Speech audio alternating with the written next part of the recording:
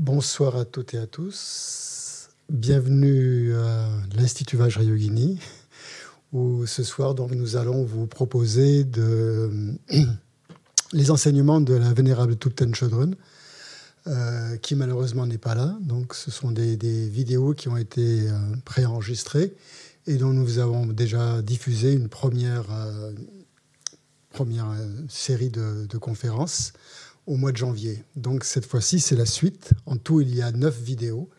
Nous en avons déjà visionné 4 et donc nous allons ce soir voir la 5e. Je vous rappelle donc que Thupten Chodron est d'origine américaine et qu'elle est la fondatrice et l'abbesse du monastère de Sravasti aux États-Unis, où elle enseigne donc essentiellement le Dharma et forme une sangha occidentale aux enseignements du Bouddha. Elle a pour particularité d'enseigner d'une manière extrêmement directe, à partir de ses expériences personnelles qui sont extrêmement riches et nombreuses. Et c'est aussi une auteure remarquable, puisqu'elle a co-signé avec sa sainteté le Dalai Lama une série d'ouvrages, je crois 6 volumes, qui présentent la voie progressive vers l'éveil d'une manière assez moderne et avec le concours de sa sainteté le Dalai Lama. Donc, si vous voulez en savoir plus sur elle, vous pouvez bien sûr visiter son site Sravasti Abbé ou Thupten Chodron sur Internet et vous allez voir son palmarès, c'est assez impressionnant. Tout ce qu'elle fait. Donc, en tout cas, ce soir, l'enseignement que nous vous proposons, c'est la suite donc, de l'enseignement qui a eu lieu en Sravasti l'année dernière pendant le confinement. Il était question qu'elle vienne le donner ici, mais malheureusement, donc, à cause du confinement, elle n'a pas pu se déplacer. Donc, nous regrettons beaucoup, mais nous ne désespérons pas de la voir un de ces jours. Donc, en tout cas, nous avons diffusé donc, les premiers enseignements en janvier et nous vous proposons maintenant la suite. Donc, 5 vidéos qui vont clôturer cette série d'enseignements. La cerise sur le gâteau, c'est que Vénérable Thupten Chodron a accepté de participer à une visioconférence pour répondre à vos questions en direct. Et donc ça aura lieu dimanche soir. Donc, pour cela, nous vous invitons à nous adresser toutes vos questions, bien sûr liées de préférence au sujet que nous allons traiter pendant le week-end. Donc, ça serait bien que vous nous envoyiez les questions au plus tard dimanche midi pour que nous puissions les traduire et les envoyer à Thupten Chodron qui répondra le soir, donc au cours de la dernière session à partir de 18h. Donc, il y aura donc 6 séances. Donc, la première ce soir, maintenant. La deuxième demain matin de 10 à 12. La troisième samedi après-midi de 15 à 17. Même chose pour dimanche matin et pour dimanche après-midi, mêmes horaires. Donc 10, 12, 15, 17. Et dimanche soir, ça aura lieu donc de 18h à 19h30. Nous commencerons chaque session par une courte révision de ce qu'a présenté Thupten Chodron et nous la clôturerons par une méditation. Sauf ce soir où, comme l'enseignement va finir un petit peu tard, sans doute vers entre 9h30 et 22h, 9h30 et 10h, il n'y aura pas de méditation ce soir. Donc en fait, c'est comme si nous allions faire une mini-retraite ensemble ce week-end, à partir de ce soir, une retraite donc, qui va porter sur la séparation des 4 attachements, donc qui est le texte que nous allons, que Vénérable Thupten Chodron va expliquer. Et donc, c'est une conférence donc, qui s'appuie sur un commentaire de Nupa Rinzindra, qui était un disciple de Dragpa Gyaltsen, le 3e patriarche de la lignée Sakyapa. Et son père, Kungya Nyingpo, avait reçu de Manjushri une vision directe et une transmission directe d'un enseignement extrêmement percutant donc sur les 4 attachements. Et les 4 sentences que Manjushri a exprimées sont les suivantes. Si tu es attaché à cette vie, tu n'es pas un pratiquant du Dharma. Si tu es attaché au samsara, tu n'as pas le renoncement. Si tu es attaché à ton propre bien, tu n'as pas l'esprit d'éveil. Et si tu es attaché à l'existence réelle du soi, tu n'as pas la vue juste. Donc ça, c'est les phrases qui ont été dites par Manjushri et qu'ensuite son fils a commenté dans un premier temps. Et ce que vous allez entendre ensuite, c'est le commentaire sur lequel s'appuie Thupten Chodron, qui était un disciple de Dragpa Gyaltsen. Donc en fait, ces 4 sentences sont un résumé de toute la voie vers l'éveil et de tout le cheminement mental qui doit animer un pratiquant pendant sa progression.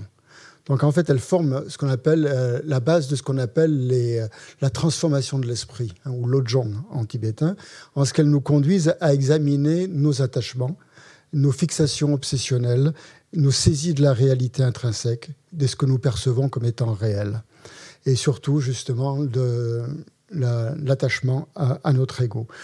Mais dans un premier temps, donc, de les examiner, ces attachements, mais surtout d'y remédier en appliquant les antidotes respectifs à chacun des 4 attachements. À chaque attachement, en fait, il y a un remède. Donc, lors du précédent week-end qui a été consacré donc, à ce texte, nous avons traité du premier attachement. Si tu es attaché à cette vie, tu n'es pas un pratiquant du Dharma. Et donc, Thupten Chodron a d'abord expliqué le cadre de cet enseignement. Elle a aussi donné des explications sur le contexte de toute la voie globale et notamment de la vision du monde que proposait le bouddhisme et comment tous les enseignements du Bouddha étaient reliés à l'interdépendance. Ensuite, donc, quand elle a traité directement de ce point, de ce premier attachement, elle a défini ce que c'était que l'attachement, qui est bien sûr le point principal dont ça traite. Donc, il faut savoir qu'est-ce que c'est que l'attachement. Donc, dans le bouddhisme, l'attachement est défini comme un facteur mental négatif parce que créateur de souffrance, qui se focalise sur un objet particulier, un objet aussi bien extérieur qu'intérieur, et exagère totalement les qualités de cet objet, jusqu'à en devenir complètement obsédé et redouter sa perte ou sa séparation. On compare souvent l'attachement dans le bouddhisme à une tache d'huile sur des vêtements, sur un tissu. Thupten Chodron a expliqué comme étant comme de la colle, par exemple, quelque chose qui reste fixé et dont on a du mal à se débarrasser. Donc, le deuxième point, qui est relié à ce premier, cette première sentence, si tu es attaché à cette vie, tu n'es pas un pratiquant du Dharma. Qu'est-ce que ça veut dire, être attaché à cette vie ? Ça veut dire ne s'intéresser qu'à ce qui peut concourir au bonheur de cette vie, c'est-à-dire tel qu'on le conçoit nous-mêmes. Qu'est-ce que l'on pense qui va nous procurer le bonheur dans cette vie ? Et donc, dans le cadre limité, en fait, d'une seule vie qui est la nôtre actuellement, et de ne s'intéresser qu'à des choses qui sont complètement passagères, et à miser tous nos espoirs sur l'acquisition de ces choses passagères ou la crainte de voir les perdre. Le troisième point, c'est qu'est-ce que ça veut dire qu'être un pratiquant du Dharma ? Et là, la définition qu'a donnée Thupten Chodron, c'était qu'un pratiquant du Dharma, c'est quelqu'un qui a éliminé ou qui a dépassé les 8 dharmas mondains. Puis il y a une opposition entre le vrai dharma et le dharma mondain. Ce qu'on appelle les dharmas mondains, ce sont donc toutes les préoccupations liées aux affaires mondaines, à ce monde. Comme par exemple le vouloir gagner et ne pas vouloir perdre, vouloir toujours avoir des éloges et ne jamais recevoir de critiques, toujours aspirer au bien-être et ne pas supporter le moindre inconfort, et la préoccupation quasiment obsessionnelle que l'on peut avoir de l'image de soi et de sa bonne réputation.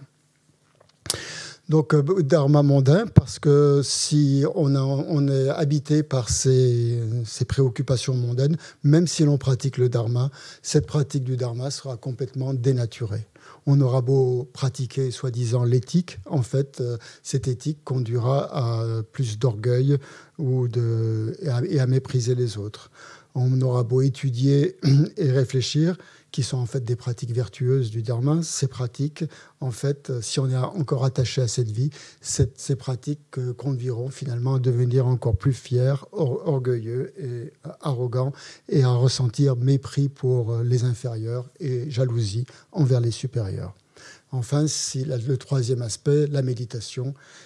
On dénature aussi la méditation si on la pratique en étant attaché à cette vie, puisque à ce moment-là, notre esprit reste toujours très agité et la méditation, la pratique est vaine, puisque là aussi, elle est basée sur des conceptions ou sur des objectifs mondains. Le remède à ce premier attachement, comme on l'a vu, c'était de méditer sur l'impermanence. C'est l'antidote principal, justement, pour remédier à cet attachement. Voir que notre vie est extrêmement éphémère, que tout ce dont nous disposons actuellement, nous pouvons le perdre du jour au lendemain, que tout passe à chaque instant et que rien ne dure. Donc, à quoi bon s'attacher à des choses qui sont complètement instables, qui sont complètement éphémères? Donc, c'est la solution, le remède radical contre cet attachement, l'attachement à cette vie. Un autre remède, justement, c'est de méditer sur la réincarnation, que cette vie n'est pas la première et ne sera certainement pas la dernière. Et donc, envisager toutes nos vies comme ça,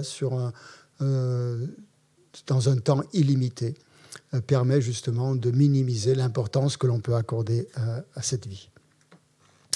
Donc le résultat, c'est toujours c'est comme le présente Thupten Chodron, donc elle présente la situation à travers de nombreux exemples. Ensuite, il écrit très bien comment ça se présente dans notre esprit, comment ça se passe. Ensuite, quel est le remède qu'on peut appliquer à cela et quel est le résultat que l'on obtient. Donc on devient vraiment un vrai pratiquant du Dharma à partir du moment où on a éliminé ces 8 préoccupations mondaines. Et bien sûr, ça prend du temps. Ce n'est pas quelque chose qui se fait du jour au lendemain. C'est un processus de changement dans lequel on est complètement intégré. Et ce processus de changement donc, va forcément prendre du temps. Donc, ne pas se décourager et accepter finalement que tous les inconforts que l'on peut subir pendant le cours pendant ce processus de changement ou pendant cette voie de transformation, en fait, c'est plutôt bénéfique puisque chaque fois, ça nous montre nos limites et ça nous montre que, en fait, nous n'allons plus maintenant dans le sens de l'ego. Chaque fois que l'on s'oppose à aller dans le sens de l'ego, il y a forcément un inconfort qui se produit. Donc, à partir de ce moment-là, on ne peut plus se mentir et on arrive de plus en plus à dépasser les apparences. Et c'est à ça que conduit justement la méditation sur l'impermanence et sur la mort. Donc, je n'en dis pas plus. Je vous laisse la parole maintenant à Thupten Chodron qui va sûrement traiter du deuxième attachement à sa manière. Voilà.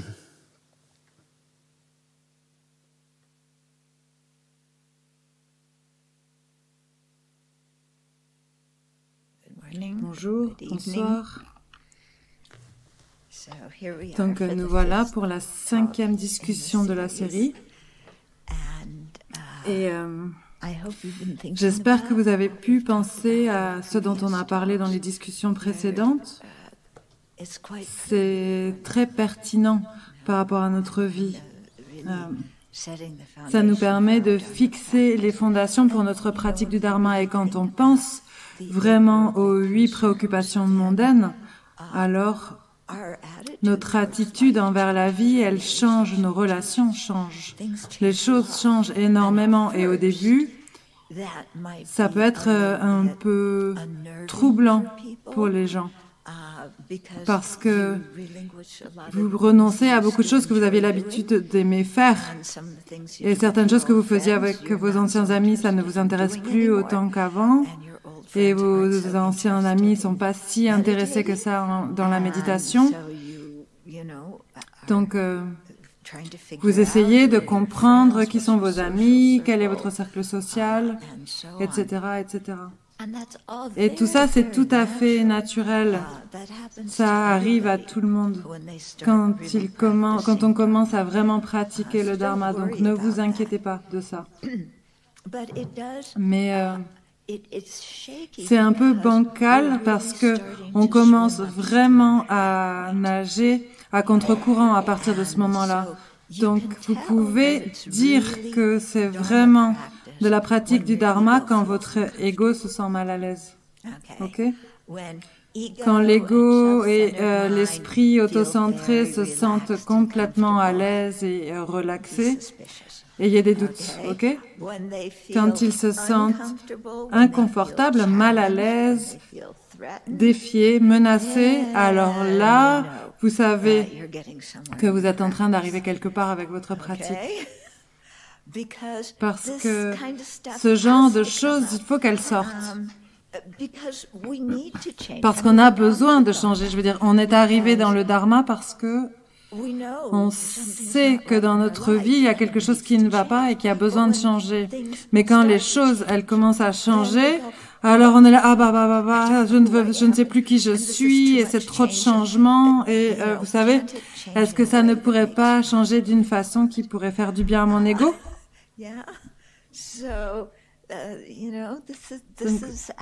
C'est comme ça, en fait. Mais c'est vraiment une indication qui montre que vous prenez les enseignements à cœur. Et juste donnez-vous un peu d'espace pour vous habituer à une nouvelle perspective. Ça prend du temps et c'est OK. Et vous vous ferez de nouveaux amis et parfois vos anciens amis, ils reviendront, parfois non. Mais si vous voulez vraiment aller au bowling avec eux, vous savez, j'ai entendu dire que en Géorgie, ils ouvraient les bowling aujourd'hui. Donc vous pouvez y aller et vous pouvez aller faire du bowling avec eux et attraper le Covid-19 comme ça gratuitement. Grâce au gouverneur de la Géorgie. Je parle de l'État, la Géorgie l'État, pas le pays. Oui, j'espère que le pays est un peu plus sain que la Géorgie l'État. Peu importe. Je ne sais pas s'il y a des Géorgiens qui nous écoutent. Peut-être qu'ils sont tous dehors en train, parce que vous pouvez aller vous faire les ongles, vous pouvez vous faire les ongles aujourd'hui, vous pouvez aller chez le coiffeur, vous pouvez aller à l'institut vous faire bronzer ou à la salle de gym. Oui? Donc, tout ça, ça fait en sorte que votre ego se sente bien, mais ce qui fait que l'ego se sente bien, c'est pas forcément bon pour nous. Que ce soit là maintenant en plein milieu de l'épidémie de Covid ou alors aussi en plein milieu du samsara. Donc juste donnez-vous un peu de temps et d'espace pour changer et vous vous adapterez et tout le monde s'adaptera et tout va bien. Mais en tout cas, pensez à ces choses-là et quand vous vous sentez défié, c'est bien de pouvoir en parler avec des amis du Dharma. C'est pour ça qu'on a des groupes de discussion au centre pendant nos enseignements pour que les gens puissent se rassembler et vous savez qu'ils puissent vraiment partager leurs expériences. Parce que parfois, on a l'impression que « Ah non, mais il n'y a que moi c'est personne d'autre est si attaché que moi à la louange et à l'approbation. Personne ne souffre autant que moi après cette discussion sur la louange et l'approbation. Laissez-moi vous dire que tout le monde est attaché aux louanges et à l'approbation et déteste être accusé ou désapprouvé. Vous n'êtes pas les seuls, mais d'en parler comme ça avec d'autres amis du Dharma, ça permet vraiment de le faire ressortir et c'est très utile. C'est aussi une façon d'être transparent à propos de là où on en est. Qu'on n'est pas en train d'essayer de, vous savez, comment est-ce qu'on dit, de créer une façade pour dire qu'on est ces grands yogis, qu'on est juste en train de parler de là où on en est et de comment est-ce qu'on travaille avec les enseignements du Dharma là maintenant dans notre vie.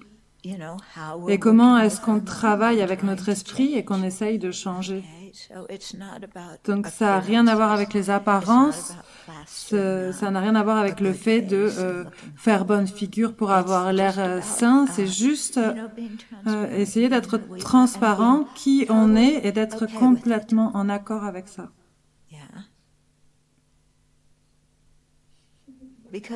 Parce que pourquoi pas? Je veux dire, on essaye toujours de cacher nos défauts, non?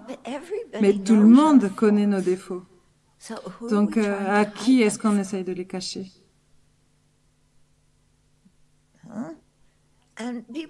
Et les gens connaissent nos qualités aussi, donc pourquoi est-ce qu'on est si... je ne veux pas dire qu'il faut se vanter de nos qualités, mais pourquoi est-ce qu'on est si persuadé qu'on n'en a pas du tout? C'est complètement irréaliste. Ok, donc on va commencer avec notre récitation et souvenez-vous qu'on crée tout un scénario ici, toute une expérience quand on fait les récitations. Parce que tous les Bouddhas et les Bodhisattvas sont en face de nous. Et tous les êtres vivants. Et ça inclut, je vous laisse remplir les blancs, soit les personnes que vous connaissez personnellement, ou alors, d'un point de vue plus général, les amis, les ennemis et les étrangers, tous, ils sont là et ils cherchent le bonheur et ils cherchent à éviter la souffrance et on les guide tous pour aller prendre refuge. Et c'est vraiment une chose merveilleuse à laquelle on puisse penser parce que même si ces personnes, peut-être, en tout cas dans cette vie, peut-être qu'elles ne prendront jamais refuge, de penser, vous savez, parce qu'on visualise cela. Et peut-être qu'un jour, ils le feront. Peut-être que dans une vie future, ils le feront. Et à ce moment-là, on pourra les aider avec le Dharma.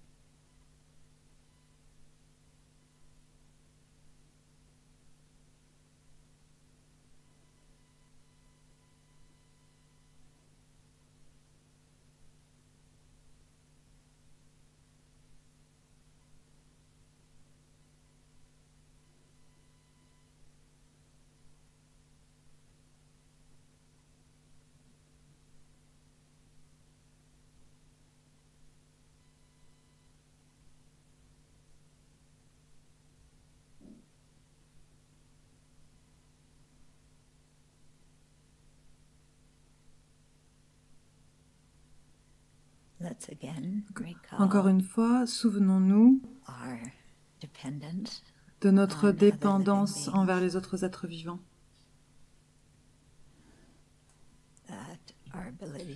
Que notre capacité de rester en vie dépend de leur bonté.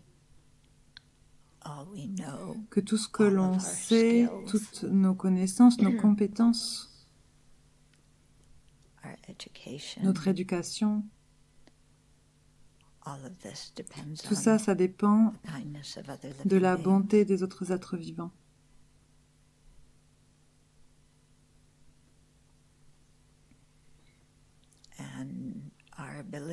Et que notre capacité à atteindre l'éveil dépend également des autres êtres vivants.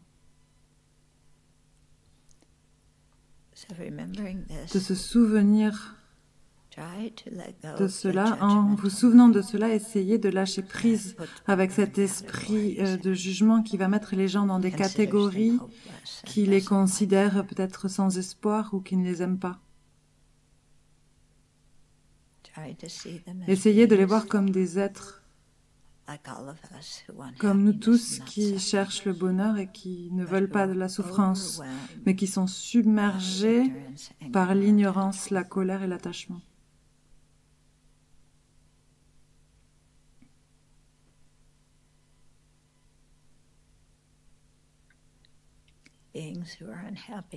Les êtres qui sont malheureux et qui cherchent à être heureux, mais qui, dans leur ignorance, font des choses qui peuvent leur faire du mal à eux-mêmes et faire du mal aux autres.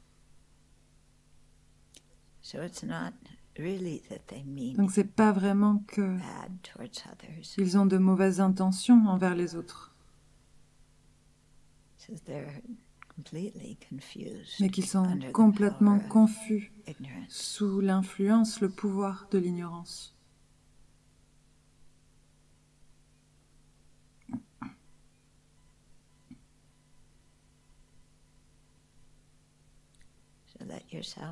Donc laissez-vous avoir de la compassion pour eux.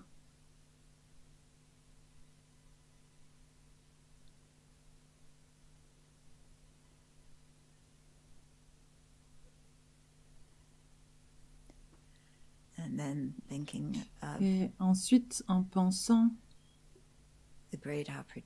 à cette grande opportunité que vous avez en ayant cette précieuse vie humaine pour pouvoir apprendre et pratiquer le Dharma, prenez la responsabilité de les aider dans le Dharma.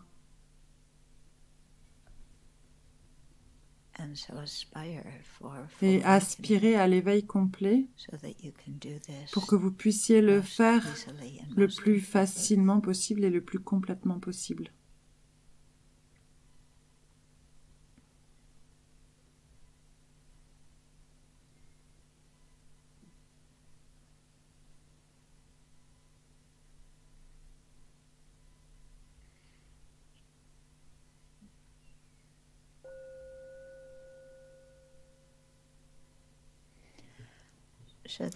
Donc, il y avait un certain nombre de questions qui nous viennent dire. Je vais essayer de les voir rapidement pour que l'on puisse passer au sujet suivant.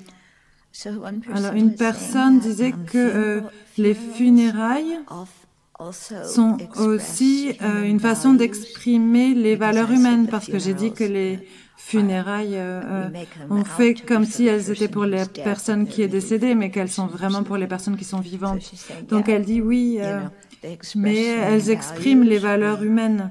On se rassemble pour pouvoir se montrer qu'on a de l'affection les uns envers les autres et que toutes les cultures, elles ont un type de rituel qui va se passer quand les gens meurent, et un certain type de rituel ou en tout cas de période de deuil qui va se passer après le décès. Donc oui, c'est vrai et ça a du sens parce que la mort, c'est la chose la plus choquante que l'on ait. Même si on sait tous que ça va arriver, quand ça arrive, on est complètement abasourdi.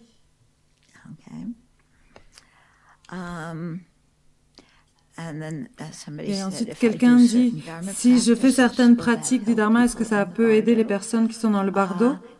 Oui, ça peut, c'est possible. En particulier, vous savez, de faire des donations de leur part et de leur dédier les mérites. Imaginez, vous savez que vous faites n'importe quel type de purification, que ce soit le Bouddha de la médecine ou Vajrasattva, et de penser que la lumière et le nectar rentrent à l'intérieur d'eux et va purifier toute leur négativité et leur amène les réalisations du Bouddha. Ce type de pratique et de visualisation que vous pouvez faire pour les personnes qui sont décédées sont très utiles. Et je suis sûre que Vénérable Sangye Kadro a parlé de ça le week-end dernier dans son enseignement sur le fait de vivre en paix et de mourir en paix, et que ces vidéos, est-ce qu'elles sont sur le site déjà? Elles sont sur le live stream. Ok, je ne sais pas comment vous faites pour y accéder, mais d'une certaine façon, vous devez pouvoir le faire. Ok. Donc, il faut aller sur le site du Shravasti Abbey et vous pouvez accéder aux vidéos à partir de là. Ok. Donc, il y a un menu sur le site internet qui s'appelle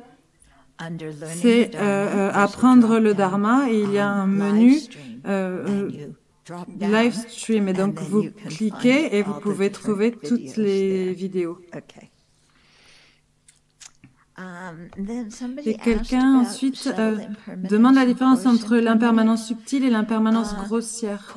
L'impermanence grossière, on peut la voir avec nos yeux. Par exemple, un bâtiment qui va s'écrouler ou il y a un grand changement. Mais l'impermanence grossière, elle ne peut pas arriver sans le processus continu de l'impermanence subtile. Donc l'exemple que va donner sa sainteté, c'est le soleil qui se couche. Vous savez, le coucher de soleil, on peut le voir, on peut le regarder. On a l'impression que le soleil bouge. En fait, c'est la Terre, mais ça, c'est l'impermanence grossière. On peut le voir. On peut voir le soleil qui se couche. Mais à partir du moment où le soleil se lève à l'est et qu'il voyage jusqu'à l'ouest, on ne voit pas ce changement. Parce qu'il se passe de façon très subtile à chaque moment incroyablement petit, incroyablement court. Donc, en dépendance des choses qui vont changer momentanément, ça c'est l'impermanence subtile, mais en dépendance de cela, c'est l'impermanence grossière qui va arriver. Donc quand on est déjà dans ce processus de mourir. Mais la mort, quand elle arrive, c'est l'impermanence grossière que l'on voit, mais le changement constant dans le corps d'un moment à l'autre, c'est l'impermanence subtile qui va nous amener de la taille d'un bébé, vous savez, ou même jusqu'à un embryon, jusqu'à devenir un cadavre. Et donc ils disent qu'est-ce qu'il en est des trous dans nos chaussettes, par exemple, ou des rides sur notre visage. Et donc, quand votre chaussette a un trou et que vous le voyez, donc ça, c'est l'impermanence grossière. Mais en général, le trou, il arrive parce que vous avez mis les chaussettes progressivement. Et ça, c'est l'impermanence subtile. Nos rides, encore une fois, l'impermanence subtile. Et tout d'un coup, comme ça, on se rend compte qu'on a une ride. Mais qu'en fait, elles ont été dans ce processus d'être créées, produites depuis longtemps. Et donc, l'impermanence subtile, on ne peut pas l'arrêter, c'est la nature des phénomènes conditionnés. Et plus on va être capable de s'adapter à cette réalité et à l'accepter, plus on sera en paix quand l'impermanence grossière va arriver et qu'elle nous surprend et qu'on est surpris que quelque chose a changé. Ensuite, alors que vous vieillissez, vous pouvez aussi perdre la capacité à pratiquer. Est-ce que, je pense qu'il parle parce que peut-être qu'on n'a plus autant de force physique, que vous oubliez plus vite les choses, etc. Est-ce que tous les mérites ou les graines karmiques que l'on a pu créer dans notre pratique tout au long de la vie, est-ce qu'elles sont perdues si vous perdez votre capacité mentale à cause d'une maladie, d'un accident ou de l'âge? Non, les mérites que vous avez créés et le karma négatif, sauf si vous l'avez purifié, ce sont les graines, elles sont sur le continuum mental. Et donc, même si on perd nos capacités cognitives, elles sont toujours là. Et que certaines vont mûrir au moment de la mort et déterminer notre renaissance future, ou alors elles vont influencer ce que l'on va expérimenter dans nos vies futures, etc. Si on fait une présentation simple de la relation causale de la souffrance, la saisie de soi donne naissance à l'égocentrisme, qui va donner naissance aux perturbations, qui va donner naissance aux non-vertus. Donc, où est-ce qu'on intègre dans ce schéma-là les 8 préoccupations mondaines? Quelqu'un pose une question similaire. Où est-ce que les 8 dharmas mondains vont s'intégrer dans le modèle des 12 liens de la production-dépendance? Donc, tout d'abord, en ce qui concerne la saisie de soi et l'égocentrisme, il y a 2 types d'égocentrisme, d'autocentrisme. Il y a le grossier qui, vous savez, qui est associé aux 8 préoccupations mondaines.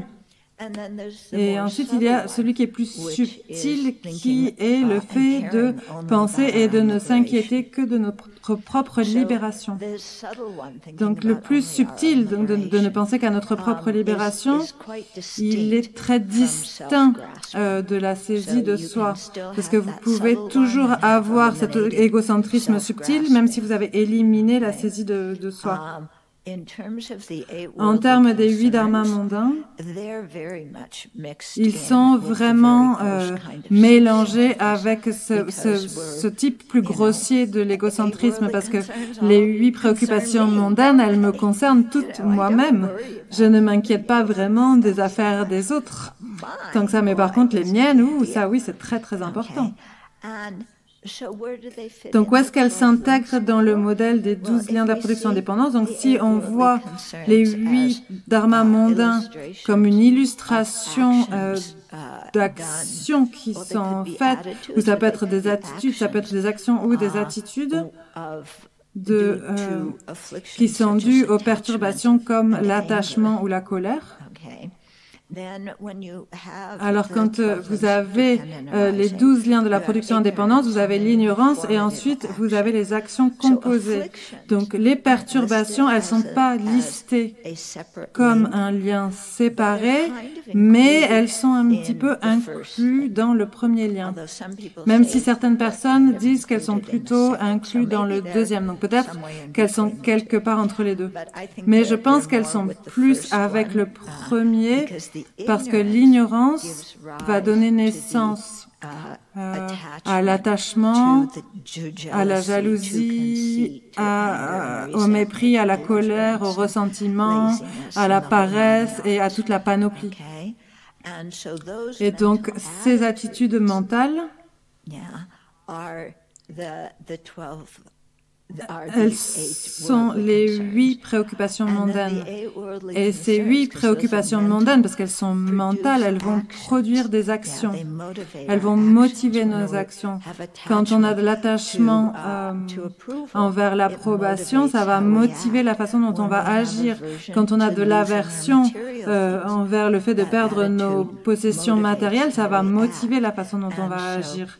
Et donc, de cette façon, les 8 dharmas mondains, les 8 préoccupations mondaines, elles vont directement affecter le deuxième lien de la formation karmique dans les 12 liens.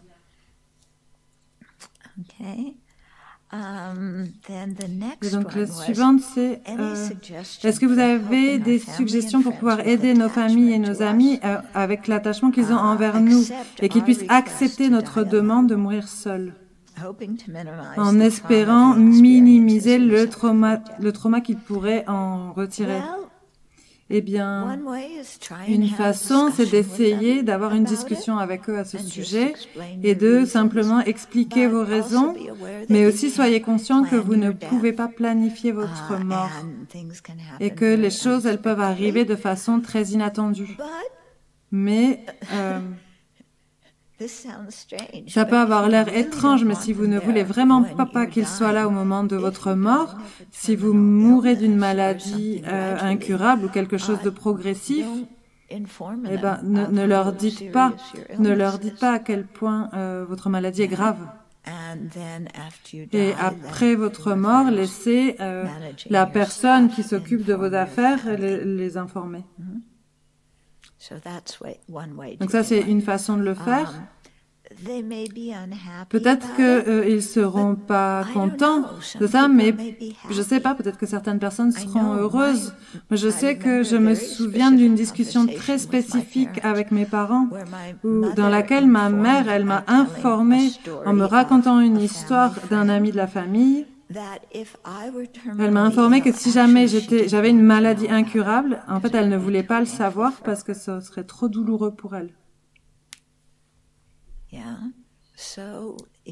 Donc, parfois, peut-être que dans votre famille, c'est comme ça. Donc, ça dépend de vous. Et la suivante, c'est quelqu'un demande ce que c'est les dukkha et l'égocentrisme. Donc, les dukkha, c'est ce qu'on traduit communément comme souffrance, mais ça ne veut pas dire souffrance, ça veut dire expérience insatisfaisante. Donc, ça, ce sont les expériences que l'on va avoir dans le samsara. L'égocentrisme, c'est un état mental. Le plus subtil, ça va être l'attachement à notre propre libération du samsara. La plus grossière, c'est l'attachement au bonheur de cette vie.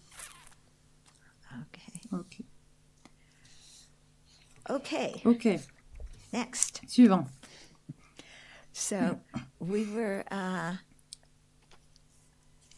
Donc, j'ai parlé de la première méditation sur la mort. C'est la méditation en 9 points qui a 3 sous-catégories. La mort est certaine, le moment de la mort est incertain et seulement le dharma va nous aider au moment de la mort. Et chacune de ces 3 sous-catégories a ses propres 3 sous-catégories. Et avec la première, on en conclut qu'il faut qu'on pratique le dharma parce que la mort est certaine. Le deuxième, il faut qu'on pratique le dharma maintenant, sans délai, parce que le moment de la mort est incertain et que l'on ne sait pas combien de temps est-ce que l'on a. Et le troisième, c'est que à partir du moment où notre corps, nos richesses, nos amis et nos proches ne peuvent pas nous aider au moment de la mort, il faut qu'on pratique le dharma de façon pure, sans nous laisser distraire par les 8 préoccupations mondaines. Donc, c'est là qu'intervient le sujet des 8 préoccupations mondaines.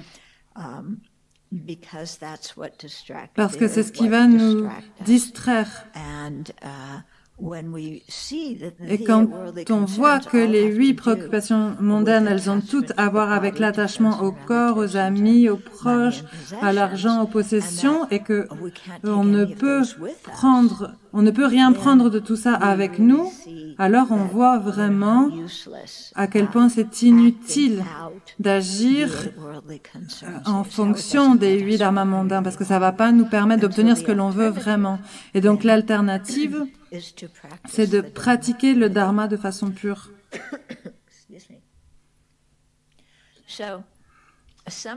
Donc parfois, quand on entend parler du fait de pratiquer le dharma de façon pure, il y a une histoire que les Tibétains racontent à propos d'un yogi qui avait un buisson de ronces juste à l'extérieur, à la sortie de sa grotte.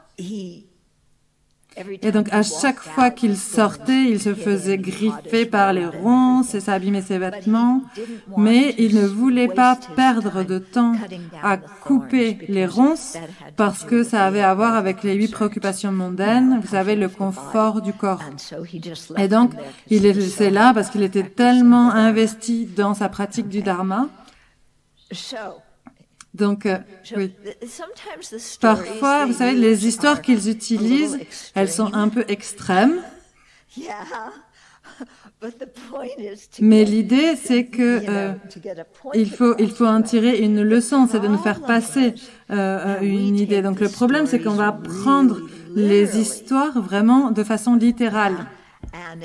Et donc c'est un petit peu comme, ok, donc si il ne va pas couper les ronces sur ce buisson, parce qu'il se fait griffer à chaque fois qu'il sort ou qu'il rentre, alors, vous savez, je ne peux pas avoir un sandwich supplémentaire pour le repas, parce que ça, c'est juste de l'attachement aux 8 dharmas mondains et je ne peux pas faire ça, je ne peux pas faire ça, ceci, ni cela. Il faut toujours que je sois là, à tourner en rond avec mon mala et que je puisse réciter des prières ou que je sois assis là, ou il faut que j'aille à des enseignements et méditer et que je bloque absolument tout et il faut que je fasse toutes ces choses religieuses tout le temps et que je suis incroyablement sérieux. Je ne rigole pas parce que le samsara, c'est quelque chose de très sérieux et que je renais encore et encore et encore dans ce trou de l'enfer, vous savez, et vous vous retrouvez complètement tendu et complètement stressé.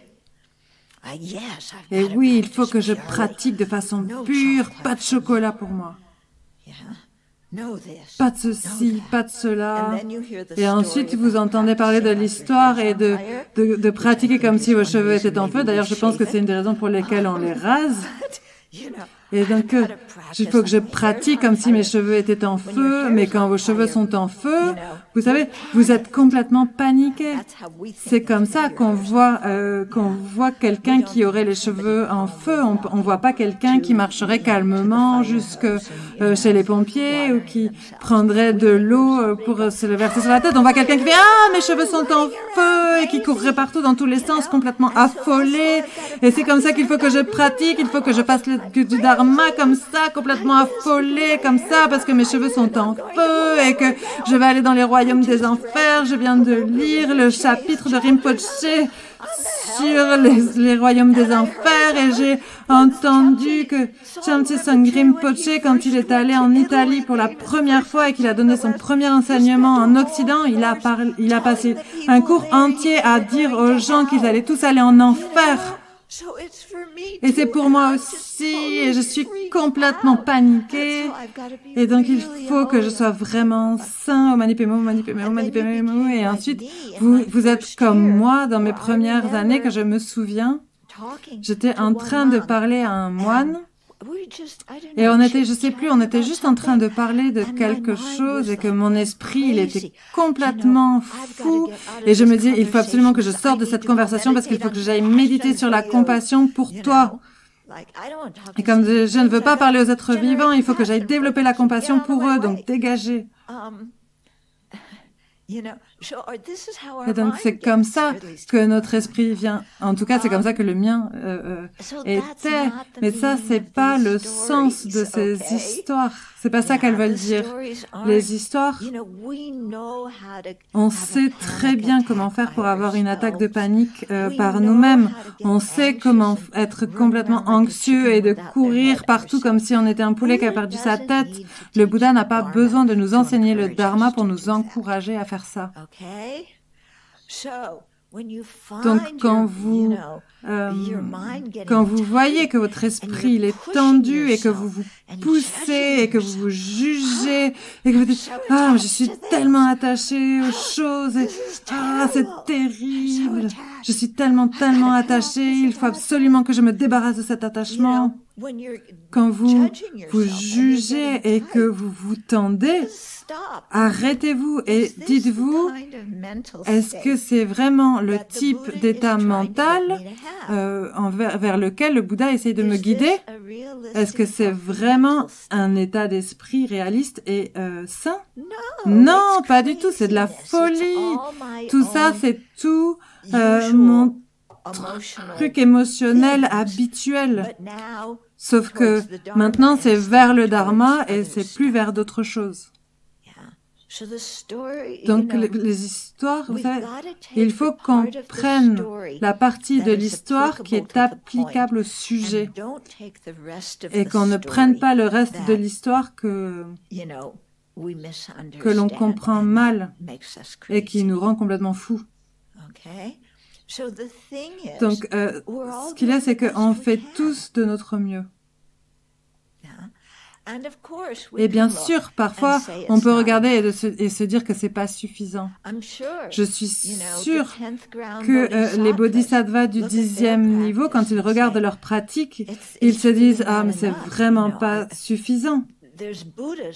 Il y a des Bouddhas qui aident les êtres vivants et je ne peux pas faire ça encore parce que ma pratique est insuffisante. Mais ensuite, vous regardez les qualités des bodhisattvas du 10e niveau et c'est juste là, waouh! Ils sont vraiment, vraiment, vraiment au-dessus de nous, au-delà de nous. Donc sachez juste que jusqu'à ce qu'on devienne un Bouddha, on peut toujours pratiquer plus. Mais il faut qu'on pratique avec un esprit empreint d'amour bienveillant et pas avec un esprit plein de jugement, complètement paniqué, plein de culpabilité qui va pas arrêter de nous dire qu'on est des pratiquants nullissimes. Et je dis ça parce que je ne sais pas pour vous, mais c'est, en tout cas, je pense que la plupart des gens dans ma cohorte, dans la première génération de ceux qui ont entendu parler de ces pensées diaboliques et des royaumes inférieurs, c'est un petit peu la façon dont on a répondu à certains à certaines de ces choses. Et donc, il faut apprendre. Ok, je fais autant que je peux et parfois, j'ai besoin de me donner un petit coup de pied. Parfois, je suis un petit peu feignante. Je sais que je pourrais faire un peu plus, alors je me donne un petit coup de coup de pied. Mais je suis pas là à dire, mais t'es vraiment trop feignant et tu vas aller en enfer, pratique plus durement. Et de vous retrouver complètement stressé à propos de tout ça. Donc, des 8 préoccupations mondaines, de toutes les différentes perturbations qui vont nous tourmenter, choisissez celles, une ou deux, qui vont vous créer le plus de problèmes dans votre vie. Travaillez d'abord sur celles-ci. Les autres, vous y viendrez. Mais travaillez d'abord sur les plus grosses perturbations pour vous, sur les plus importantes des 8 préoccupations mondaines. Et alors que vous faites ça, petit à petit, vous allez construire votre confiance en vous et vous allez être capable de changer et vous serez capable de faire de plus en plus. Et donc dans ce processus, c'est aussi très important de vous réjouir de votre propre vertu. Et vous savez, ces moments où vous vous poussez pour faire un tout petit peu plus et que vous le faites, ce petit plus, alors dites-vous, « Ah, je me réjouis parce que j'ai réussi à faire ça, c'est bien, c'est un progrès. » J'étais complètement prête à envoyer paître cette personne parce que c'est toujours comme ça que je réagis quand quelqu'un me parle de cette façon. Mais cette fois, j'ai réussi à me taire. C'est bien. Je me réjouis. Donnez-vous une petite tape dans le dos. Donnez-vous un petit peu de valeur. Voyez la quantité de souffrance que vous venez de vous épargner. Et la quantité de souffrance que vous avez épargnée à quelqu'un d'autre et réjouissez-vous. Il y a une chose qui va marcher pour moi quand je vois que j'ai tout essayé et que j'arrive pas à m'en sortir, c'est de me demander ok, je ne suis pas venue ici pour être la même personne que j'étais à l'extérieur et pourtant je suis la même personne que j'étais à l'extérieur. Donc qu'est-ce que je suis en train de faire? Donc c'est juste une façon, moi, qui va m'aider à me pousser un petit peu et je me dis, mais en fait, qu'est-ce que je suis en train de faire? Et oui. Moi, ce que je dis souvent aux gens, c'est qu'est-ce que vous êtes venus ici pour pratiquer le dharma ou alors pour que ça aille dans votre sens.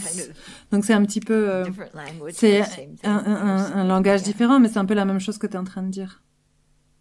Okay.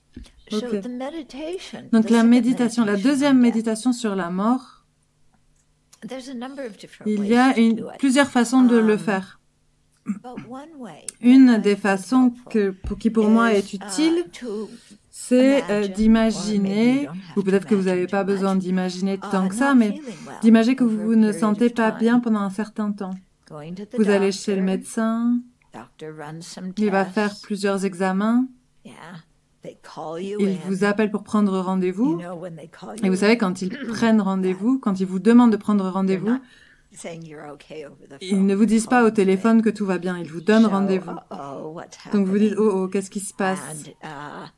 Et vous savez, vous avez un diagnostic qui va peut-être dire que vous avez une maladie incurable, qui soit va être chronique pendant tout le reste de votre vie, ou alors quelque chose qui va être fatal dans les prochaines années.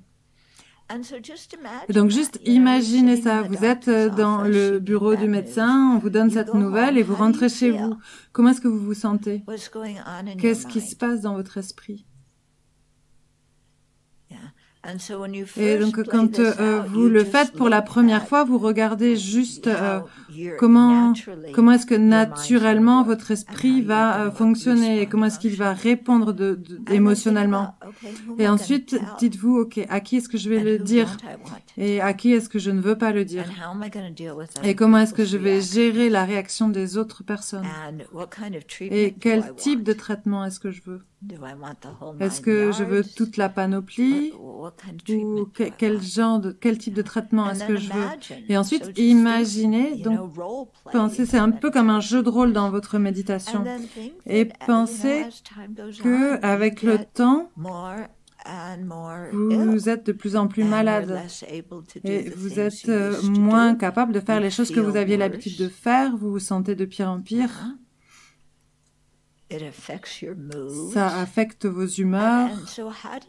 Donc, comment est-ce que vous vous sentez en regardant tout ce processus d'affaiblissement, de décomposition, ce corps que l'on chérit, qui a toujours été avec nous pendant toute notre vie, il est maintenant dans ce processus de se retourner contre nous. Et donc, comment est-ce qu'on se sent à propos de ça et de vraiment arriver à terme et de se dire, oui, je vais mourir.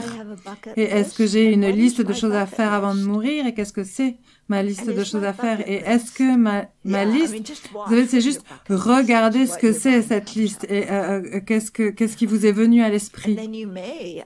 Et après, peut-être que vous allez commencer à vous dire, est-ce que c'est vraiment ce que je veux faire dans le temps qui me reste à vivre? Est-ce que je veux vraiment aller à Disneyland? Est-ce que je veux vraiment faire l'ascension de l'Everest? Vraiment. Et ensuite, imaginez-vous de plus en plus malade et peut-être même que vous finissez par être alité et que peut-être vous restez à la maison. Vous pouvez faire cette méditation de façon différente. Parfois, vous êtes à la maison, vous devez gérer votre famille ou les gens qui s'occupent de vous. Ou alors parfois, c'est vraiment grave, donc il faut qu'ils vous mettent, qu'ils vous envoient à l'hôpital ou dans une maison de retraite. Et comment est-ce que vous vous sentez à propos de ça? Qu'est-ce qui se passe avec toutes vos relations sociales? Encore une fois, qui est-ce que vous voulez que soit au courant et à quel point est-ce que vous avez envie d'être seul? Comment est-ce que vous gérez ce fait de reconnaître que tout ce que vous avez passé toute votre vie à construire, vous êtes maintenant en train de vous en séparer? Votre famille, vos richesses, tout. Peut-être que vous vous imaginez avoir des problèmes financiers au milieu de tout ça. Peut-être que ça arrive avant que vous ayez 65 ans, donc vous n'avez pas d'assurance maladie ou vous vivez dans un état dans lequel ils n'étendent pas l'assurance maladie. Je crois que c'est en Virginie de l'Ouest ou un autre état. Et qu'est-ce que vous allez faire? Et ensuite, imaginez-vous en train de mourir. Et peut-être que vous êtes seul, vous pouvez parfois la guider en vous disant que vous êtes seul, parce que vous pouvez le faire. Vous le faites plusieurs fois dans votre méditation. Donc, parfois, vous êtes seul en train de mourir, et qu'est-ce que vous allez faire? Comment est-ce que vous allez guider votre esprit? Qu'est-ce que vous allez faire? Et ensuite, imaginez-vous que d'autres choses arrivent alors que vous êtes en train de tomber malade. Tous les membres de votre famille commencent à venir et qu'ils veulent que vous signiez ce papier ou cet autre papier et cette autre chose encore parce que ils s'inquiètent de savoir si vous avez fait votre testament et qui va avoir toutes vos affaires. Ou alors ils viennent et ils vous demandent, moi je veux ça, ou alors je veux cette autre chose. Comment est-ce que vous vous sentez à propos de ça? Toutes ces choses pour lesquelles vous avez travaillé durement. Et maintenant, vous devez signer là, en bas de la page, pour le céder à quelqu'un. Et de perdre votre corps et vos amis, ils sont tous là. Vous perdez votre corps et vos amis sont tous là à courir d'un coin à l'autre pour aller au bowling, pour aller à l'institut se faire bronzer, ou aller au restaurant ou au cinéma. Et vous, vous êtes à la maison, vous êtes alité, ou alors vous êtes à l'hôpital. Et les gens ne viennent pas vous voir. Ou alors ils viennent vous voir. Donc parfois vous la guidez comme vous êtes vraiment seul, et d'autres fois vous pouvez la guider en imaginant que les gens viennent vous voir. Et qu'ils passent tout leur temps à vous parler d'eux-mêmes et de leurs problèmes. Et vous, vous êtes là assis à essayer de travailler avec votre propre esprit pour vous habituer à cette idée que vous allez mourir. Et eux, ils sont juste là, ils restent pendant des heures et ils parlent de leurs problèmes et des problèmes de la famille, et de qui fait quoi, et de qui fait ceci et qui fait cela. Et non? Comment est-ce que vous vous sentez à propos de ça? Et ensuite, imaginez tout ça et que le moment de la mort est en train d'arriver et qu'est-ce que vous allez faire avec votre esprit? Et qu'est-ce qui se passe si vous êtes à l'hôpital et que vous êtes dans une salle ouverte ou alors dans une chambre double ou triple et que votre colocataire, compagnon de chambre, regarde une série à la télé, une de ces, vous savez, de ces séries, c'est quoi? Une de ces séries policières. Je ne sais pas ce que sont les dernières séries télévisées. Moi, je dirais Perry Mason, mais ça montre à quel point je suis âgée. Ou alors, vous savez, les Trois Mousquetaires. Qu'est-ce qui passe à la télévision en ce moment? Certains d'entre vous sont plus jeunes. De quoi? Game of Thrones. Ok, d'accord. Je sais pas de quoi ça parle, mais peu importe. Donc, votre colocataire, vous essayez de mourir. Et votre colocataire regarde Game of Thrones. Ou alors Fox News. Oui, il y a Laura Ingraham ou Sean Hannity juste là avec vous alors que vous êtes en train de mourir. Et, ou alors ils sont en train de passer un clip de ce que Donnie a dit dans la dernière conférence de presse. Et en fait, tout ça, c'est complètement dans le champ des possibles. Et là, oui, vous vous dites, laissez-moi sortir aussi vite que possible. Mais donc vous le jouez de différentes façons et vous regardez ce que votre esprit fait, regardez vos émotions et qu'est-ce que votre esprit vous dit et de quoi est-ce que vous avez peur et à quoi est-ce que vous vous accrochez. Je veux vraiment que cette personne, ce proche, puisse avoir ma montre en or, mais cette autre personne, ce frère ou cette sœur essaye de tout faire pour l'avoir et ils vont l'obtenir, mais je veux que ce soit cette autre personne qui l'ait. Mais oui. C'est pas le cas. Donc juste imaginez ça et regardez ce que fait votre esprit.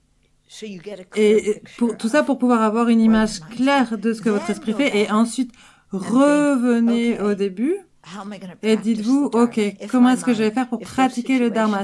Si ces situations arrivent et que mon esprit commence à s'affoler comme ça, être plein de peur, d'anxiété, d'attachement, de colère, comment est-ce que je vais faire pour pratiquer? Qu'est-ce que je vais faire? De quelle technique de transformation de l'esprit est-ce que j'ai besoin de me souvenir pour pouvoir équilibrer mon esprit à ce moment-là? Et reprenez tout depuis le début, mais à ce moment-là, vous pratiquez. Donc, c'est pas seulement que vous vous dites à vous-même oh, lâche prise, mais quelles sont les techniques d'entraînement de l'esprit vont vous aider à lâcher prise.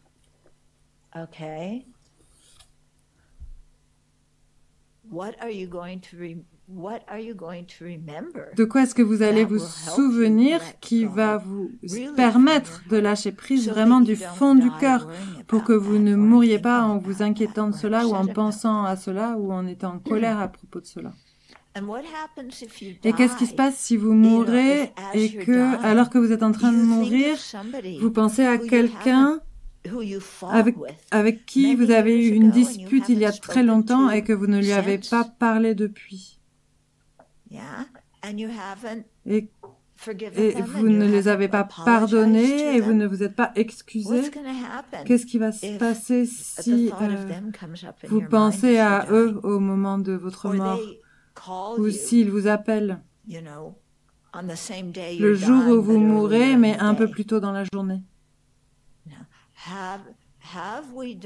Est-ce qu'on a fait notre travail de pardonner les personnes que l'on doit pardonner et de nous excuser auprès des personnes envers qui on a besoin de s'excuser? Ou est-ce que l'on veut mourir en ayant de la rancune? Ou est-ce que l'on veut mourir en se sentant coupable? En d'autres termes, à quel point, parce que vous savez, la vie, elle nous trimballe d'un côté à l'autre. Donc, en fait, à quel point est-ce qu'on a vraiment fait la paix avec les choses qu'on a expérimentées dans notre vie pour que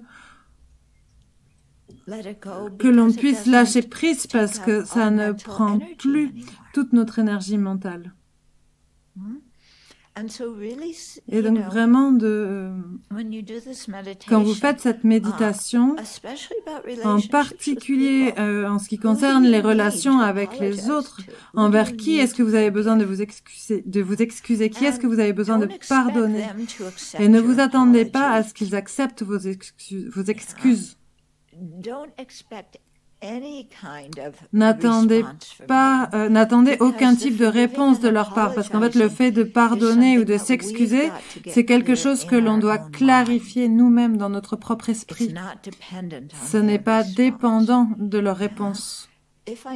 Si j'ai besoin de m'excuser envers quelqu'un, c'est parce que je réalise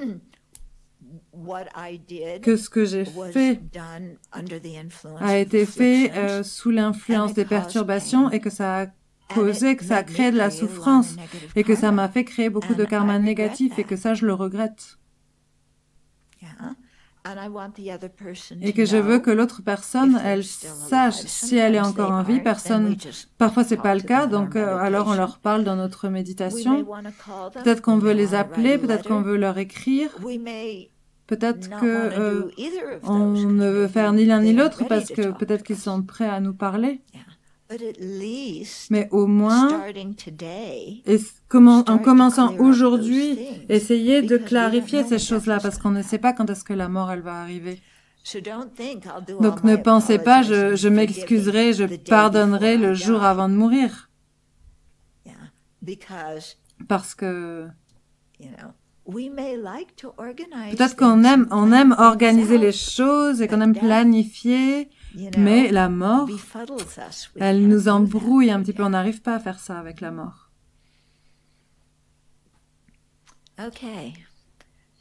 Ok. Donc, utilisez ça pour vraiment voir comment est-ce que je vais pratiquer, comment est-ce que je vais faire pour travailler avec ces 8 préoccupations mondaines. Comment est-ce que je vais faire pour me souvenir que je dois prendre refuge. Parce qu'ils disent que prenez refuge quand vous mourrez. Mais pendant ma vie, est-ce que je me suis souvenu que je devais prendre refuge? Quand quelqu'un me critique, est-ce que je prends refuge? Est-ce que je pense même au refuge? Ou alors, est-ce que mon mode opératoire, c'est d'attaquer en retour? Ou alors d'aller pleurer dans ma chambre?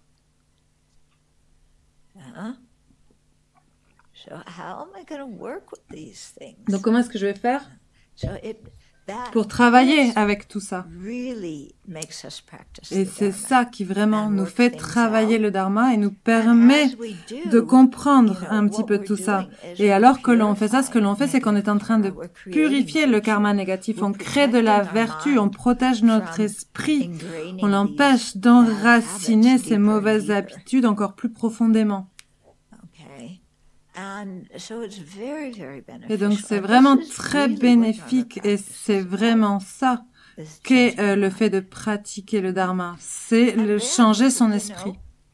Et donc, alors que vous faites ça et que vous voyez les différentes choses qui viennent dans votre esprit et que vous travaillez et que vous pratiquez avec ces choses-là, donc encore une fois, vous obtenez plus de confiance parce que vous pouvez alors commencer à vous souvenir de certains de ces antidotes aussi pendant votre vie. Parce que vous savez qu'on est des créatures de l'habitude et que plus on va s'habituer, se familiariser avec certaines façons de penser, certaines façons d'agir maintenant, plus on a de chances d'être capable d'agir de cette façon ou de penser de cette façon au moment de la mort. Donc quand vous dites prendre refuge, moi je me suis toujours demandé qu'est-ce que c'est la sensation, qu'est-ce qu'on ressent, qu'est-ce que ça fait. Parce que pour moi, par exemple, certaines personnes prennent refuge dans le frigo plutôt que le Bouddha. Moi je suis une de ces personnes. Je sais exactement ce que ça fait. Je pense à la nourriture et à tout ça. Mais avec le Bouddha, c'est plus difficile. Je connecte pas tant que ça. Je suis une de ces personnes qui ne pense jamais à prendre refuge. Mais c'est quelque chose que j'aimerais développer. Donc, qu'est-ce que c'est la sensation? Qu'est-ce que ça fait? Donc, oui, je vois le Bouddha, mais qu'est-ce que mon cœur ressent? Donc oui, je pense la façon dont je le fais, mais ça, en tout cas, c'est quelque chose de personnel. C'est que le Bouddha est mon meilleur ami. Le Bouddha est mon meilleur ami. Donc, je peux complètement me relâcher. Et c'est un meilleur ami avec qui je peux être complètement transparente, mais c'est aussi quelqu'un qui tient à moi, qui s'inquiète de moi et qui va me donner de bons conseils. Donc, c'est quelqu'un en qui je peux avoir confiance. Et le Bouddha va pas venir partir et me dire « Ah, désolé, je suis occupé aujourd'hui, reviens plus tard. » Le Bouddha, il est toujours disponible dans ma méditation en tant que mon meilleur ami. Quand vous partagez ça, l'image d'un de mes enseignants me vient. Quand j'étais à l'école, vous savez que je n'aime pas étudier et tout ça, mais cette prof, mes notes de mathématiques, elles sont remontées de 90% et elle avait cette façon de réussir à arriver jusqu'à mon cœur et de me faire croire en moi. Donc quand vous dites ça, c'est ce dont j'ai besoin. Oui, c'est ça, c'est la sensation. Je suis aimée et cette personne, elle va m'aider à aller au bon endroit. Oui, et c'est là que j'appartiens, c'est là qu'est ma place. C'est là qu'est ma place. Parce que je me souviens d'une expérience. Je travaillais avec quelqu'un et encore une fois c'était quelqu'un en qui j'avais confiance et qui m'a complètement évincée d'une façon qui était vraiment injustifiée. Et ce soir-là, on faisait le puja du tsok et quand est venu le moment de visualiser le chant des mérites, ça m'est vraiment venu. Ah, mais le chant des mérites, ça, ce sont les gens, c'est là qu'est ma place. J'appartiens à ma place, elle est avec ces personnes. Ce sont les personnes qui me comprennent, qui vont me guider dans la bonne direction, en qui je peux avoir confiance. Donc, quelqu'un qui m'évince de façon d'une façon qui n'était vraiment pas justifiée, ça n'a pas besoin de m'inquiéter. J'ai pas besoin de m'en inquiéter. Parce que, vous savez, ma place, elle est là. Et ça, ce sont les personnes qui vont m'aider et me guider et qui s'inquiètent de moi, qui tiennent à moi. Donc, c'est très utile. Ça m'a beaucoup aidé. Pardon? J'aime toujours le frigo. Ah oui, il faut qu'on travaille sur celui-ci. Ok. Donc, le deuxième attachement, on accélère là. C'est l'attachement aux trois royaumes du samsara. Il dit que l'antidote à ce deuxième attachement, c'est de réfléchir sur les désavantages du samsara. Donc, encore une fois, ce n'est pas un sujet auquel la plupart des gens aiment penser. Mais personnellement, je trouve que ça m'a apporté un grand soulagement de penser à ça parce que très souvent dans notre culture, on nous dit il faut que tu sois heureux. Et vous voyez, il faut que tu sois heureux et que tu sois gna et gna gna. Et vous savez, quand j'étais jeune, je pensais, mais qu'est-ce qui se passe après la mort et quel est l'objectif de ma vie? Et vous savez, vous êtes jeune et vous avez toutes ces choses qui marchent pour vous. Vous avez certaines choses qui marchent pour vous quand vous êtes jeune, mais vous voulez avoir les choses qui marchent pour vous quand vous êtes plus âgé, et quand vous êtes plus âgé, vous voulez avoir les choses qui marchaient pour vous quand vous étiez plus jeune. Et donc, en fait, que vous soyez jeune ou vieux, vous n'êtes jamais satisfait, les personnes ne vous respectent jamais suffisamment et vous ne pouvez jamais obtenir ce que vous voulez. Et je pensais à tout ça et vous regardez autour de vous et vous voyez toute cette souffrance. Et donc, en fait, j'étais vraiment soulagée quand mon enseignant a commencé à parler des désavantages du samsara, parce que c'était comme « Ah oui, enfin, quelqu'un veut bien parler de tout ça. » Quelqu'un veut bien parler du fait que on va finir par mourir et de qu'est-ce que ça veut dire.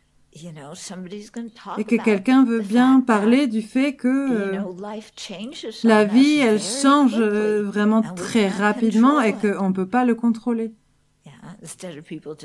Plutôt que des gens qui disent juste ah, mais ça arrive à tout le monde, ça va t'arriver, ou alors juste va de l'avant, ou peu importe. J'étais tellement soulagée et je me disais oui, maintenant je peux parler de ces choses-là avec les autres. Et donc oui, certaines des choses auxquelles on va réfléchir sont pas si agréables, mais on sait qu'elles sont là.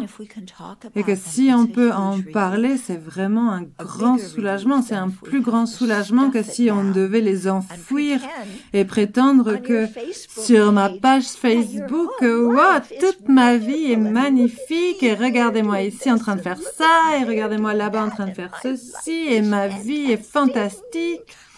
Est-ce que vous n'êtes pas jaloux de moi? Et donc, et qu'en fait, vous créez cette personnalité Facebook qui n'est pas vous du tout, mais qui en tout cas a l'air super. Et en fait, qu'est-ce qu'on veut vraiment faire? Qu'est-ce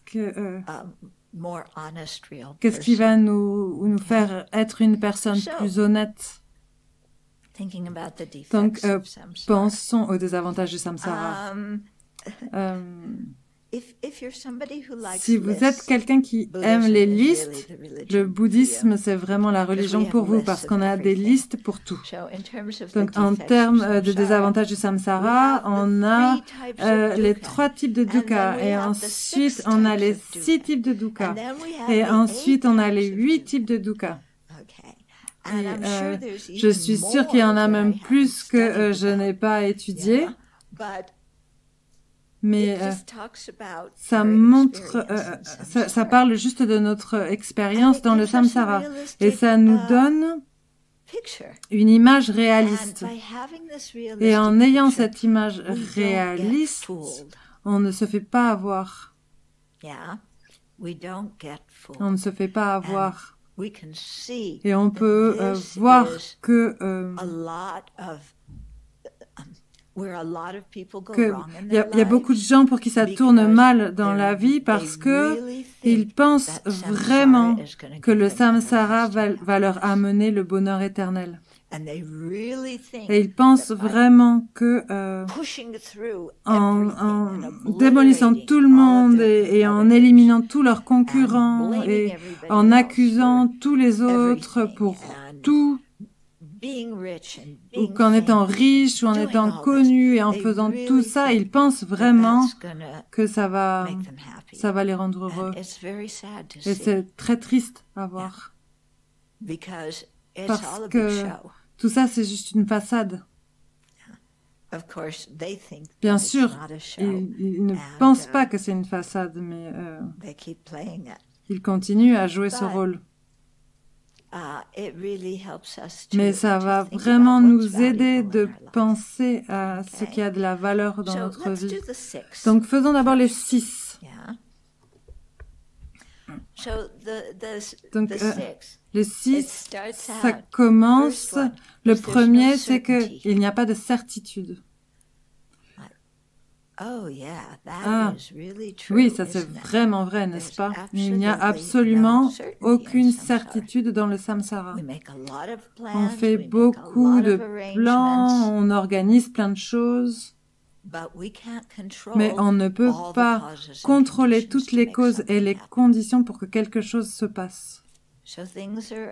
Donc les choses sont incertaines et on a tous eu cette expérience dans laquelle on a travaillé très dur pour obtenir quelque chose et en fait quelque chose arrive et interfère et on ne peut pas l'obtenir. Non? Est-ce qu'on n'a pas tous eu cette expérience? Ou alors on pensait ce travail, ça c'est le travail qu'il fallait. C'est celui qui va me permettre d'utiliser toutes mes compétences. Cette relation, je suis sûre que ça, c'est la personne que je vais aimer pour toujours et qui va m'aimer pour toujours et toujours. Ça, peu importe ce que c'est ça qui va marcher. Et pourtant, aucune de ces choses n'est certaine. Pourquoi est-ce qu'elles ne sont pas certaines? Parce qu'elles sont dépendantes de causes et de conditions. Et que les causes et les conditions, elles changent tout le temps, leur nature propre et l'impermanence. Donc, les causes et les conditions vont changer et nos expériences vont changer.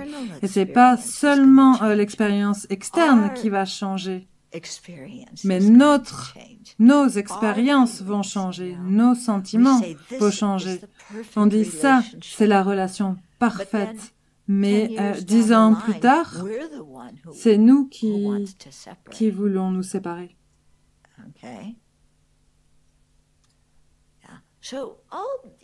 Donc, toutes ces choses, il n'y a pas de certitude. Ou alors c'est une super relation et il y a une des deux personnes qui meurt jeune. Combien de fois est-ce qu'on a vu ça arriver? On lit beaucoup d'articles à ce sujet en ce moment. Juste des couples, vous savez, des médecins, des couples de médecins ou des couples médecins-infirmiers ou des couples d'infirmiers. Ils ont 1 ou 2 enfants, tous les deux ils travaillent à l'hôpital. Et c'était fantastique, ils étaient jeunes, ils étaient intelligents, ils avaient toute leur vie devant eux. Et maintenant ils se demandent si on meurt, qui est-ce qui va s'occuper de nos enfants? Ok. Donc il n'y a pas de certitude dans notre vie. Il faut qu'on soit prêt à quoi que ce soit parce que tout peut arriver. Il faut qu'on soit prêt à tout parce que tout peut arriver. Donc le deuxième désavantage du samsara, c'est qu'il n'y a pas de satisfaction. Donc Mick Jagger savait de quoi il parlait. Vous savez, je ne peux pas avoir de satisfaction. Et vous savez, c'était ce gala de bienfaisance qu'ils ont fait pour l'Organisation mondiale de la santé. Il y avait les Rolling Stones et ils ont joué ce morceau qui disait « Vous ne pouvez pas toujours obtenir ce que vous voulez ». Et vous dites, mais Mick Jagger, vraiment, il sait de quoi il parle. En tout cas, peut-être. Mais il n'y a pas de satisfaction et on ne peut pas toujours avoir ce que l'on veut. Et on voit avec ce que l'on obtient, c'est qu'on obtient une chose et on en veut plus. On obtient quelque chose et on veut mieux. Donc notre mantra, c'est plus c'est mieux, plus c'est mieux, plus c'est mieux, plus c'est mieux. Et ensuite, on est en concurrence avec les autres. Notre réputation est en jeu. Et tout ça parce qu'il n'y a pas de satisfaction. Il faut toujours qu'on obtienne une position hiérarchique plus importante, qu'on ait toujours plus d'argent. Il faut toujours qu'on ait l'air d'être quelqu'un de plus important ou d'avoir plus de pouvoir ou d'être plus beau ou de pouvoir dépasser le record du monde. Vous savez, ces stars du sport, Je suis sûre que Kobe, il devait se dire, non, mais est-ce que je peux pas faire un match supplémentaire dans lequel je peux faire encore plus de paniers que ce que j'ai fait avant, marquer encore plus de paniers que ce que je faisais avant. Vous savez, toutes ces choses. Donc, peu importe ce que c'est, mieux et plus. Qui a déjà eu suffisamment d'argent? Est-ce que vous connaissez quelqu'un qui a suffisamment d'argent? Parce que si vous voulez économiser pour vos vieux jours, donc c'est en assumant que vous allez vivre aussi longtemps, de combien d'argent est-ce que vous avez besoin pour être confortable pendant vos vieux jours à la retraite? Est-ce que vous avez ce montant que quand vous savez que vous avez ce montant, vous aurez la stabilité et le confort et que donc vous pouvez vous relâcher et être satisfait de la quantité d'argent que vous avez? Est-ce que vous pouvez citer un nombre, un montant qui, pour sûr, va vous donner cette satisfaction? Non. On peut toujours avoir un peu plus parce qu'il peut y avoir de l'inflation, parce que peut-être que je vais avoir plusieurs maladies en même temps, peut-être que je vais vouloir cette chose et que les prix vont augmenter, peut-être que je vais vivre jusqu'à 145 ans, donc j'ai besoin de plus d'argent. Et il n'y a pas de satisfaction. On n'a jamais suffisamment d'argent, donc laissez tomber, ne vous en inquiétez plus. Okay. Oui, on a besoin d'argent pour vivre. Je ne dis pas qu'on n'a pas besoin d'argent. Vous avez besoin d'argent. Mais ne vous inquiétez pas du fait d'en avoir suffisamment parce que vous n'arriverez jamais à ce montant-là. Le troisième des 6, c'est que l'on meurt de façon répétée. Donc le samsara, on meurt. Et d'ailleurs, le quatrième, c'est qu'on renaît. Donc tant qu'on est sous l'influence de l'ignorance, on meurt, on renaît. On meurt, on renaît. On pourrait penser qu'on allait finir par se lasser, parce qu'on fait toujours la même chose encore et encore. Le tapis se salit et il faut qu'on le nettoie. Il devient sale, on le nettoie. C'est vraiment ennuyeux. Je meurs, je renais, je meurs, je renais. Oh, mais peut-être que dans ma vie future, je pourrais avoir ceci ou cela ou cette autre chose. Peut-être que je pourrais satisfaire ceci ou peut-être que je pourrais atteindre cela. On se lasse pas de ça. Et pourtant, ils disent, en ce qui concerne toutes les expériences du samsara, j'ai déjà fait ça, je l'ai vu et j'ai même eu le t-shirt. Et pourtant, on en veut toujours plus. Et donc c'est incroyable, c'est incroyable. C'est vraiment, vous êtes sur la grande roue, sur le manège sur la grande roue, ou même encore plus, vous êtes sur les montagnes russes. C'est les grandes montagnes russes qu'il y aurait à Disneyland. C'est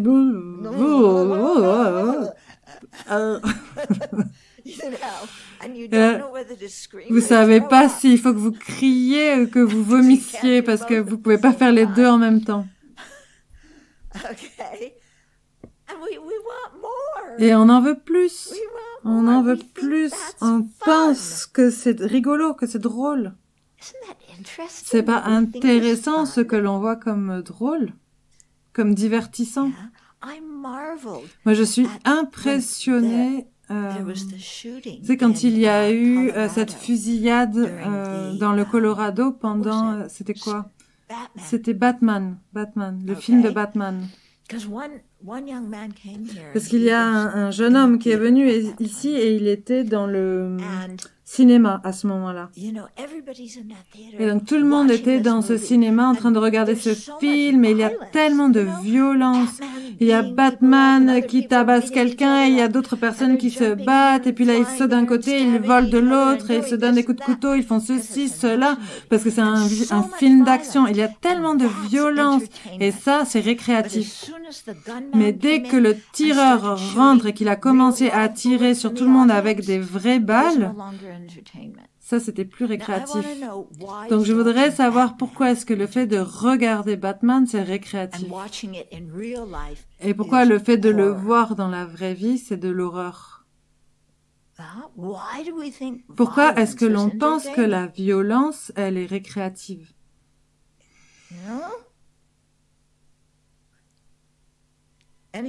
Peu importe.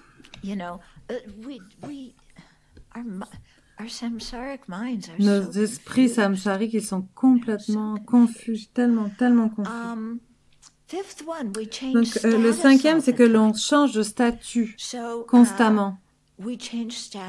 On change de statut entre une vie et une autre. On est dans le royaume des enfers, on renaît dans le royaume des dieux. Ici, là, on descend, on remonte dans le samsara. Dans une même vie, on change de statut aussi.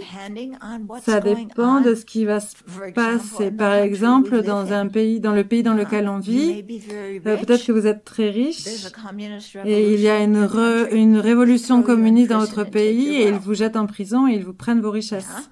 Peut-être que vous êtes très pauvre, mais vous êtes intelligent et vous savez comment manipuler les gens et donc vous pouvez devenir riche. Donc votre statut, il monte, il descend, il monte, il descend. Il n'y a pas de stabilité là-dedans non plus.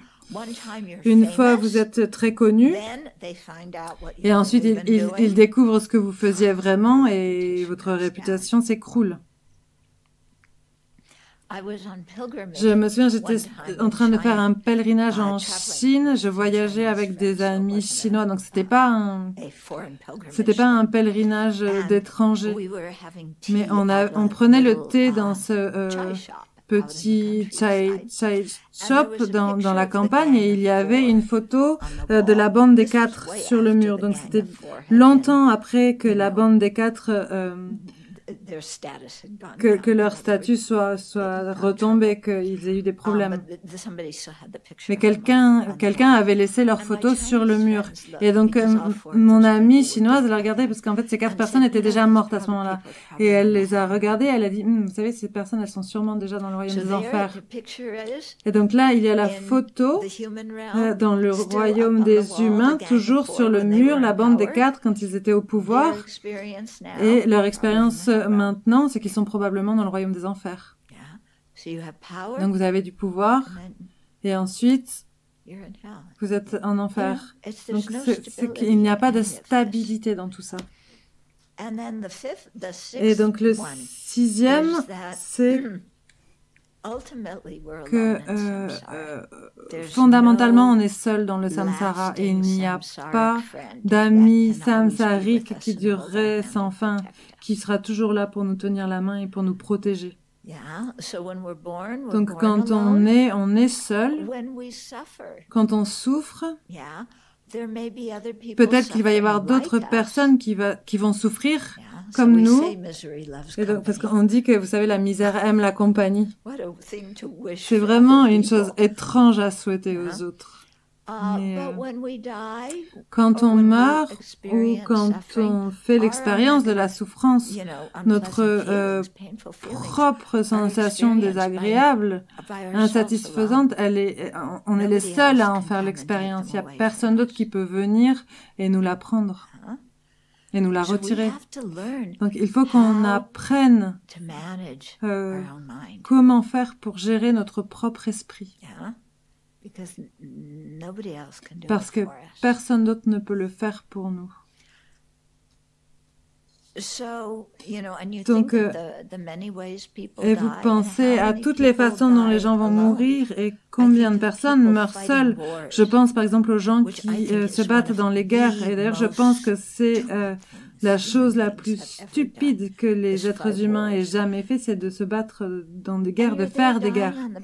Et donc vous êtes là en train de mourir sur le champ de bataille. Et la guerre fait rage autour de vous et personne n'est là pour vous aider. Peut-être qu'il y a un médecin qui vient quand tout est fini, ou peut-être qu'il s'occupe d'autres personnes, et que vous êtes en train de mourir seul sur le champ de bataille. Avec le Covid-19, ce qu'ils disent maintenant, c'est que il y a des personnes qui meurent seules dans des chambres dépressurisées et que leurs familles ne peuvent pas aller les visiter parce qu'il y a trop de risques d'infection pour la famille. Elizabeth Warren, son frère aîné, est mort. Je crois que c'était hier ou aujourd'hui. Et ce qu'elle a dit, en fait, c'est que il avait plus de 80 ans, mais que elle disait qu'elle se sentait était triste parce que personne n'était là avec lui au dernier moment et que personne n'a pu lui dire « je t'aime » une fois de plus. Et c'est comme ça qu'est le samsara. Donc, comment est-ce qu'on fait la paix si on est cette personne dans le lit d'hôpital et que personne ne va venir nous tenir la main pour nous dire « je t'aime ».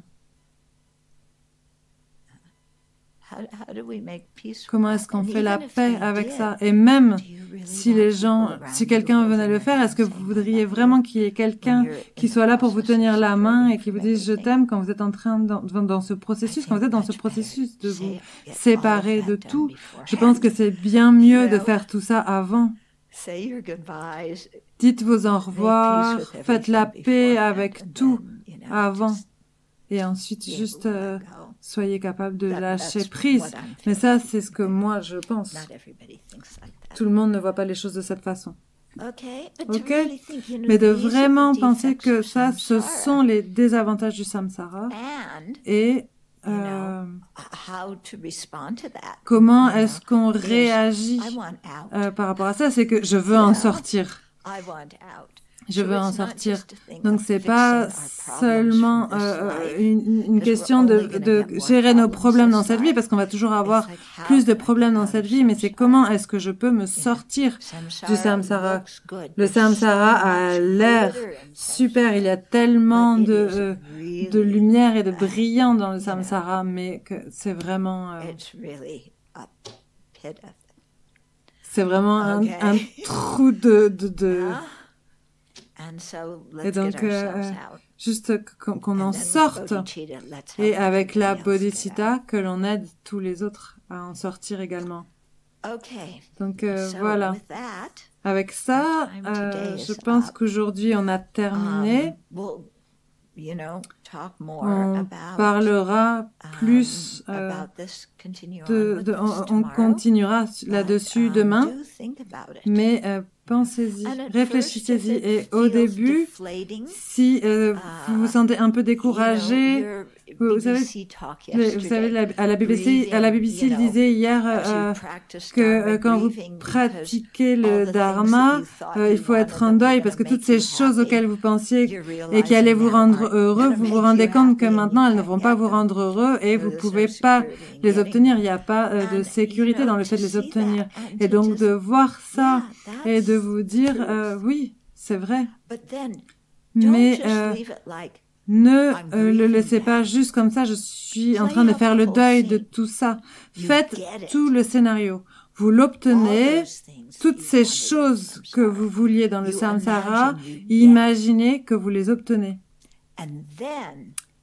Et alors, vous arrêtez et vous vous dites, OK, alors est-ce que maintenant je suis heureux? Est-ce que maintenant je me sens complet, plein? Est-ce que je me sens vraiment aimé? Est-ce que je me sens vraiment plein de réussite? Est-ce que je me sens vraiment satisfait? Donc c'est très efficace dans votre méditation. Imaginez que vous obtenez tout votre rêve samsarique et ensuite vérifiez à la fin, OK, et maintenant? Est-ce que je suis vraiment heureux? Est-ce que je me sens vraiment plein? Est-ce que je me sens vraiment en sécurité? Qu'est-ce que c'est la vraie sécurité? Parce que en fait, fondamentalement, c'est ça qu'on veut, la sécurité et l'amour. Donc, qu'est-ce que c'est la réelle sécurité? Est-ce que c'est quelque chose que l'on peut trouver dans le samsara? Et si on ne peut pas le trouver dans le samsara et que si le samsara nous rend complètement fou, parce qu'on n'arrête pas de chercher ça, mais qu'on ne peut pas l'obtenir, alors c'est quoi notre alternative? C'est quoi le nirvana? C'est quoi l'éveil? Atteindre l'éveil? OK? Et commencez à penser aux qualités, aux avantages du nirvana, aux avantages, aux qualités de la voie.